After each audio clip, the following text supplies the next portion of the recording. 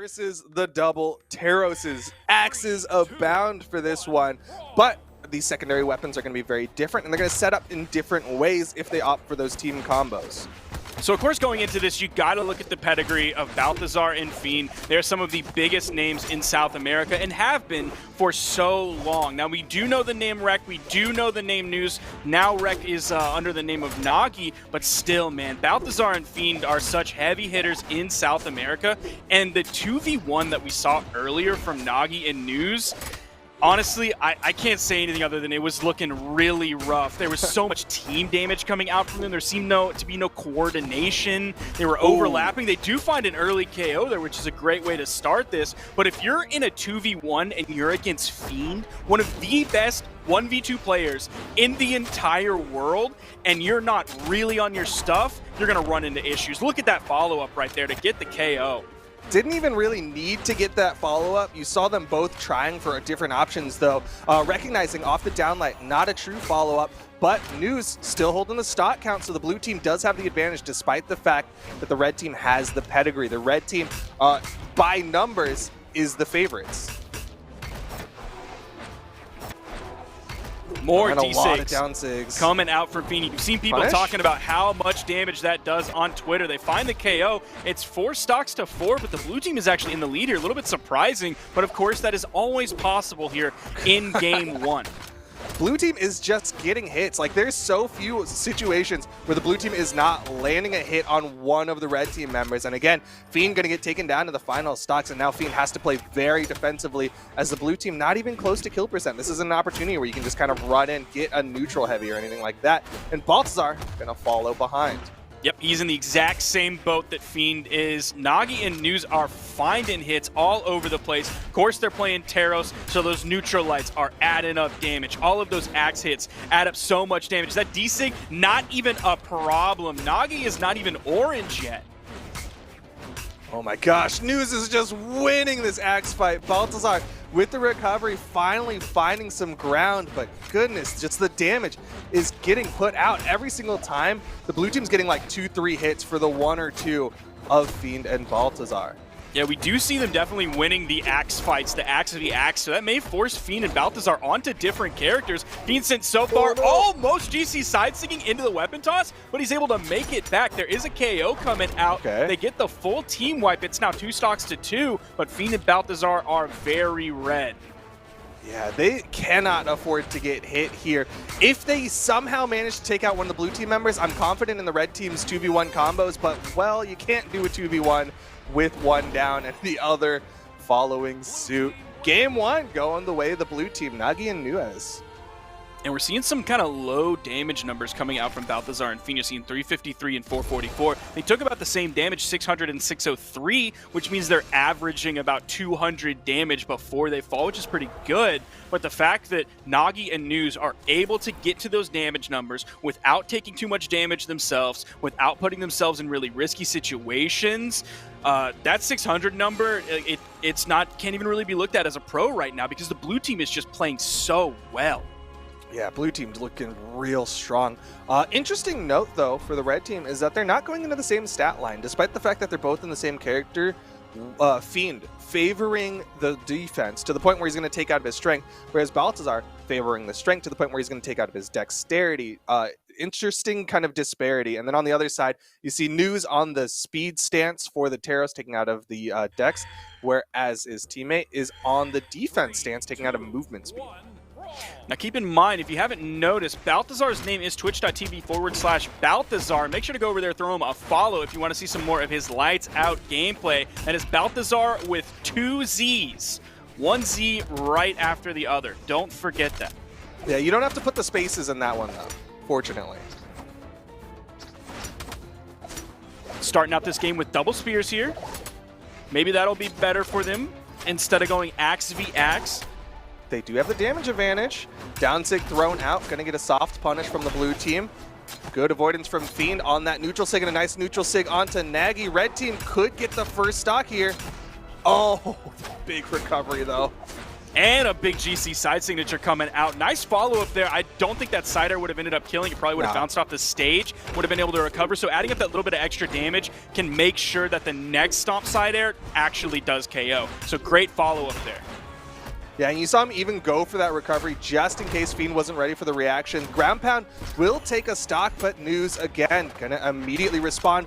Oh, he went a little too far to the left, and his recovery is going to miss, so he's going to get taken out, and the red team with a brief advantage. Balthazar cannot afford, okay, yeah, can't afford that. And that was really brave of Balthazar to go for that ground pound for that long. You saw how long he was in that. He was like in the perfect territory for a hammer recovery to come up, but he felt confident on it and he went for it and found the KO because of it.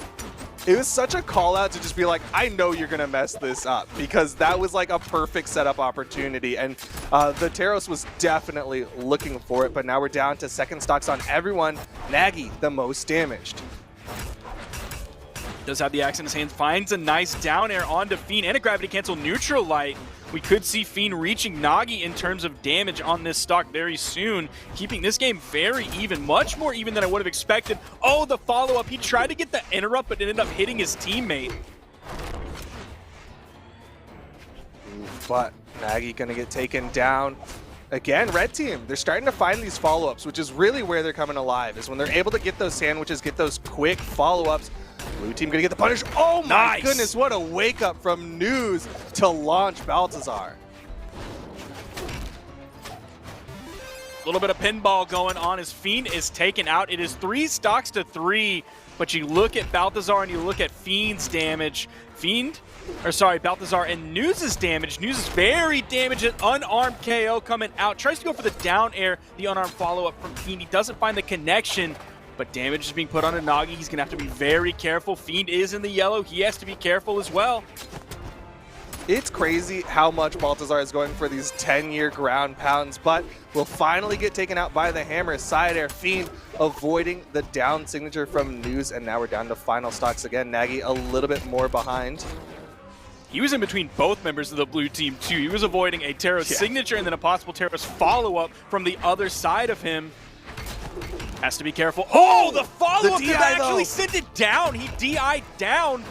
We'll see if that was the best choice. It didn't lead to the immediate launch into the blast zone, so great option from Fiend. Saw that one very quickly, did everything he could to not fall there.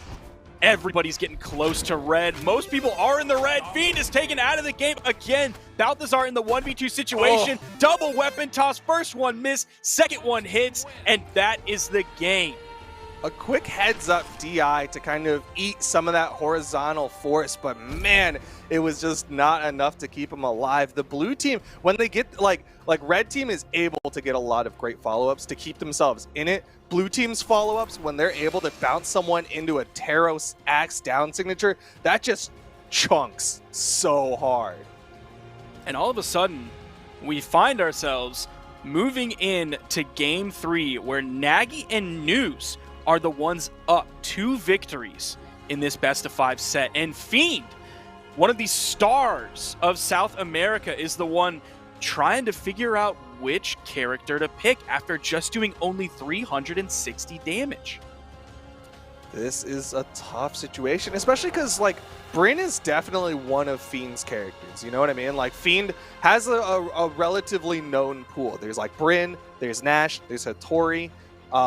I wouldn't have really put Lucian in that pool of characters, but there's something that's going on that Fiend's like, all right, this is going to be the pick. Maybe just having a little bit more defense to go up against all of the force on these Taroses might be the answer, or maybe that little bit of movement speed. I don't know. And he is by far the lowest leveled character in the room. Balthazar's Brynn at level 100, Nagi's Taros at level 62, Neuz's Taros at level 44. Meanwhile, Fiend has just barely unlocked the black color scheme, coming in at a level 29 Lucian. So we'll see if this pays off. They are in the losers bracket. They had to find something. This is not what I would have put my money on as the choice for a character swap. Yeah, this seems like a big gamble from Fiend. This is their tournament game here. If they lose on this swap to the Lucian, they're out. One of the favorite teams of the tournament are going to be knocked out coming in with a 5th place finish. So this is going to be a big one. We'll see what Fiend can do. Of course, Lucian, fantastic string character, but you don't really see these weapons played a lot in 2s. They tend to lock you down. They tend to not have the best follow-ups either. Fiend trying to control the stage as best as he can with an early D-Sig over the corner, hoping he can find some of those on his opponents when they're in the orange to get those early KOs as they're recovering over the corner. Hasn't found too much damage yet, just barely inside of that neutral signature. Dips down below that side signature from Neuz, finds a little bit of a punish there. First KO comes out, Nagi the one to fall. Red team definitely in the lead here. Even health-wise, Neuz has taken more damage than anyone else on their first stop. Yeah, but this is a similar situation to what happened in game number 2, and the blue team was really able to bring it back. Fiend going for the big edge guard on the right side. Meanwhile, left side Neuz just not able to get back. Nagi does get taken out, and maybe this is why he switched to the Lucian, just the ability to win 1v1s off stage. I didn't even see the KO on the left side because I was just watching, eyes peeled on the chaos that was unfolding on the right side of the wall. Somehow Fiend's in-air movement, there's the down signature, goes for the ground pound. How is he able to just completely mess everybody up on the edge all of a sudden? He's just taking stocks at orange. Like, he's not even getting that much damage. He's just getting 1 or 2 hits in the perfect spot. Finally losing his first stock. Baltazar not even losing a stock either. Like, I know Fiend is getting stocks in the offstage, but Baltazar is really holding his own as well.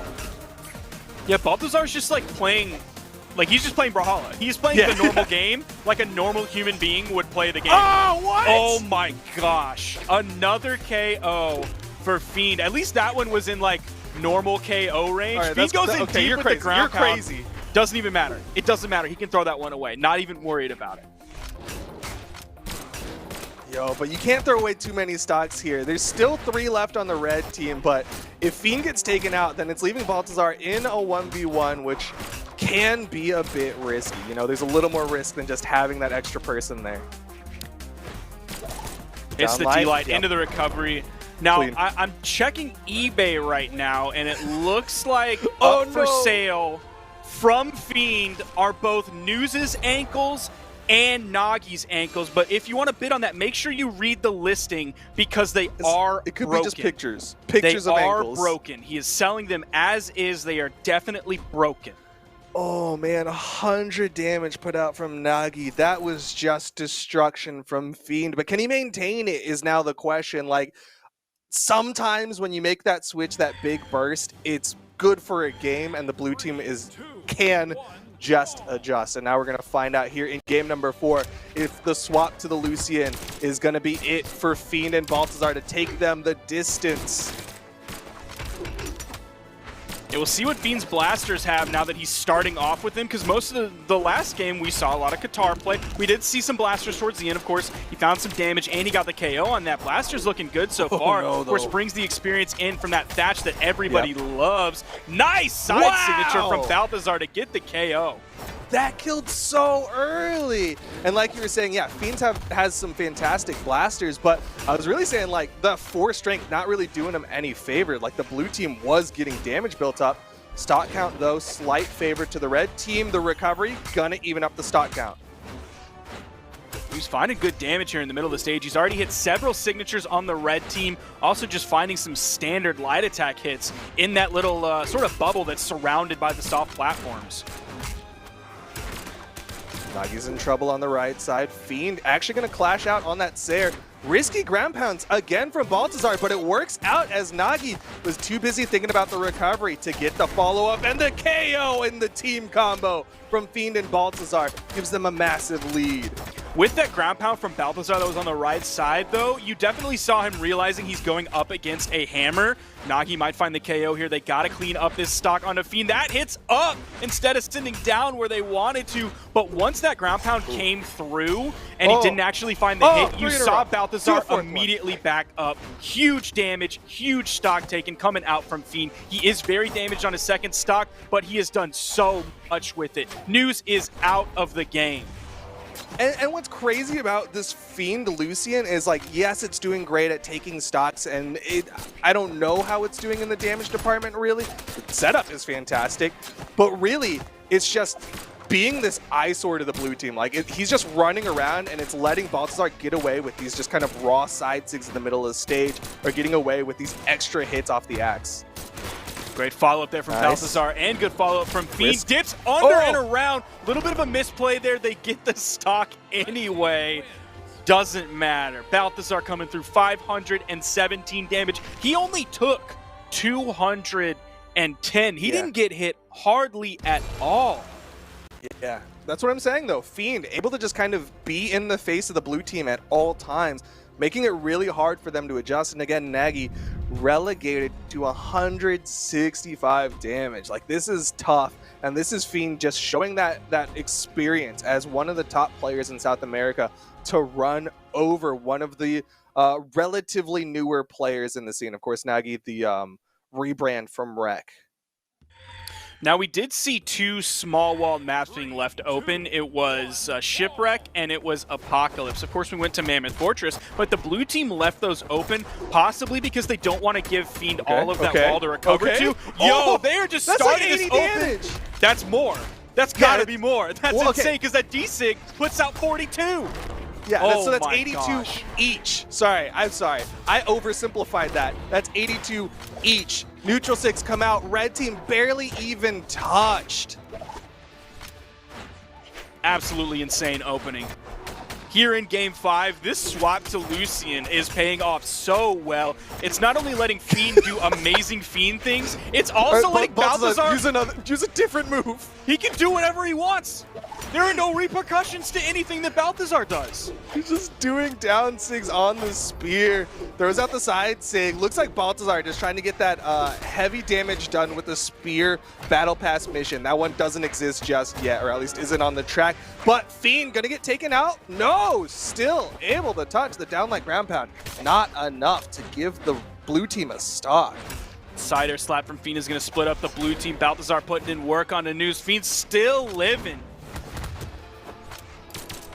As the blasters now, are we going to see a D-Light recovery? Yes, we are. The Nair's going to come in, at least get the answer back. But still, it's 4 stocks to 3. Definitely in favor of the red team. Neuz might be falling here pretty soon. No weapons for the red team yet. Balthazar is able to grab the first one. Fiend's going to be eventually looking for one to spawn in. He grabs the Katars. Neuz sent very high. Both members of the blue team on the left side. One on the wall, one on the main stage. Red team breaks through him. Now Nagi and Neuz are sort of in the middle of the stage here. Goes for the edge guard. Has to be careful. Look who your edge guard, Neuz. You've already gotten your ankles broken once. All right, goes for the 3-piece, but Fiend able to avoid that down signature. Nice little side air. Nagi really going to play behind, but Neuz going to get taken out. And now it's just the final 2 stocks here. Tournament stocks. The swap to the Lucian looking so good for the red team. No. Goes for the neutral light this time, in case the blue team wanted to time out that side light because it is only the single blast, but he went for the 2 of the neutral light. He did so many side lights there. Still, red team holding onto their second stock. Stomp side air almost does it for Balthazar, but they're going to get the Nair onto Fiend to get this close to final and even stocks.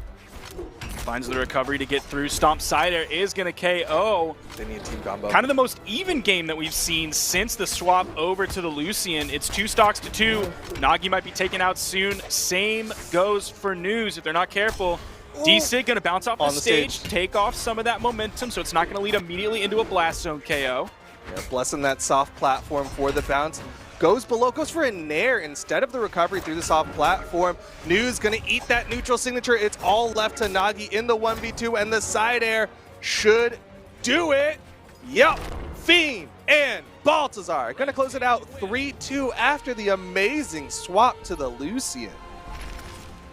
Huge stuff for Nagi and Neuz though. Like, they did kind of get bodied after that character swap, but they still made it to top 6, which was fantastic, and even went up.